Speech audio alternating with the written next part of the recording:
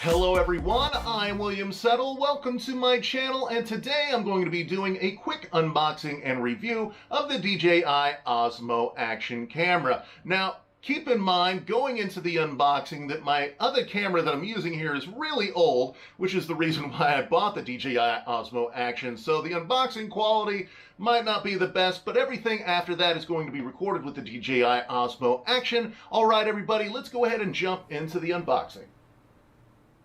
Okay, so just opening up the box now, and the first thing that you see is the camera itself, and it is inside of this styrofoam style of bag, but once you get that off of it, you get to see your device in all of its glory. It is inside of the case immediately upon getting it out of the box, and it does have some plastic film over the screens, but I can tell you, as soon as you get it out of there, it does feel like a very, very solid device. Alright, so just setting that aside for now, and we got this second smaller box inside of the larger box, and inside of there is all the other type of stuff. You do have a mount with some 3M sticky stuff on the bottom. Let's just go ahead and set that aside. There's also a second little mount with some 3M sticky stuff on the bottom of it as well. Inside of this second styrofoam bag, you get your USB charging and data transfer cable. There's also the locking mechanism, the screw locking mechanism for the case. Also inside of here is the case for your battery. The battery is inside of that case. There's also a little area for you to bring an extra additional memory card, just in case you want to bring that inside of the battery case. Also inside of this smaller box is some literature and your instruction manual, and that pretty much sums it up for everything inside of the box.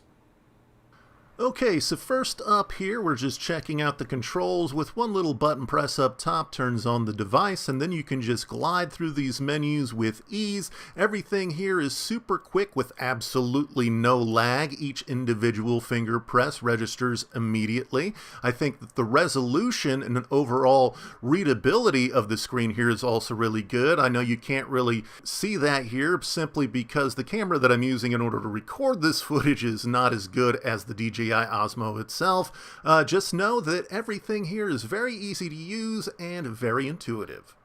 Alright, so now just jumping into some technical tests with the camera. Right now you're hearing the onboard mic with the audio just speaking naturally in a regular type of room. There is a little bit of studio foam up, but otherwise this is a normal room environment indoors with the onboard microphone on the DJI Osmo Action. Okay, so now just moving on to lighting. I am recording with some studio lighting in the background and a hot shoe light on top of the camera. What do you think it looks like? I think it looks pretty good from the front-facing monitor. Okay, so now I turned off the studio lights in the back, and the only light that I have is directly above me in a normal indoor type of environment. Alright, so now I'm outside giving you some audio of the outdoors. You got some bugs, you got some dogs barking in the background. What do you think the audio sounds like outdoors? Okay, so here's some 4K 60 with the Rocksteady off. I am walking, just walking at a normal pace with the Rocksteady off, 4K 60. Okay, so now it's 4K 60 with the Rocksteady on, walking at a normal pace. Okay, so now we're at 4K 60, Rocksteady off, and I'm jogging. Okay, so now it's 4K 60, I am jogging, and the Rocksteady is on. Moving right along now to the Slowmo. As you can see here, everything is super smooth. This might be my favorite aspect of the camera. Absolutely no frames are dropped. Nothing looks like it's stuttering, and I am just simply enthralled by how amazing everything looks here in terms of the overall quality as well. Absolutely love this part of the camera. Everything looks fantastic. Moving on now to the time lapse. This was taken over the course of about 20 minutes. It's just a few seconds, but it looks wonderful. Super pleased and super impressed with the output of the time lapse here.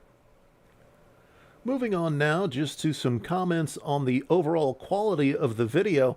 I will say that I absolutely love the resolution that I'm getting with this camera. For just $200 to get the amount of detail that you get with the videos that you get here is just simply amazing. I took this to a couple of lakes and I was just very pleased with everything that I saw here. All the shimmers on the lake, all of the amount of detail that you get with everything going on in the images here, the colors, everything about the camera in terms of the video quality, I was super pleased with. I also thought the photographs that you get here with the camera looked great as well. I didn't do anything besides the automatic settings on the camera, but still, I thought the images that you got here with the photos looked pretty good.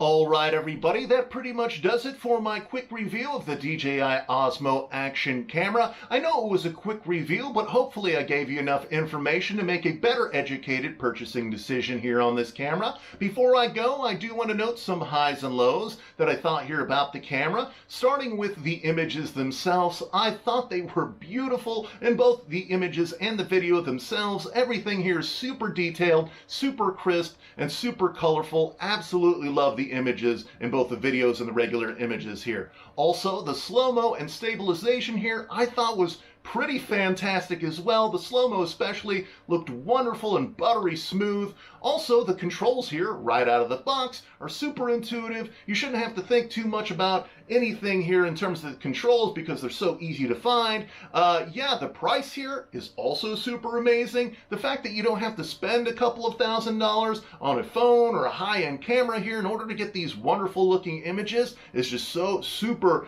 wonderful and just a wonderful entry point to anybody looking for a wonderful looking camera in terms of the output of the video and the images. Also, the Rocksteady here is simply amazing. The stabilization is handled right in camera without the need in order to do anything outside of the camera in terms of stabilization. All right, so now moving on to the lows. First off, this camera does heat up quite a bit whenever you're charging it or using it. Not so much so that I think it's going to catch fire, but enough to make you just notice it whenever you're touching the camera after you've been using it or after you've been charging it. Also, the battery life here is not the best, but since you can change out the battery so quickly, it's not really even that big of an issue. All right, everybody, I think that pretty much sums it up. Make sure that you give me a like, of course, if you like the video, and subscribe to the channel if you'd like to see more content from me. All right, thank you very much for watching, and hopefully I will see you next time.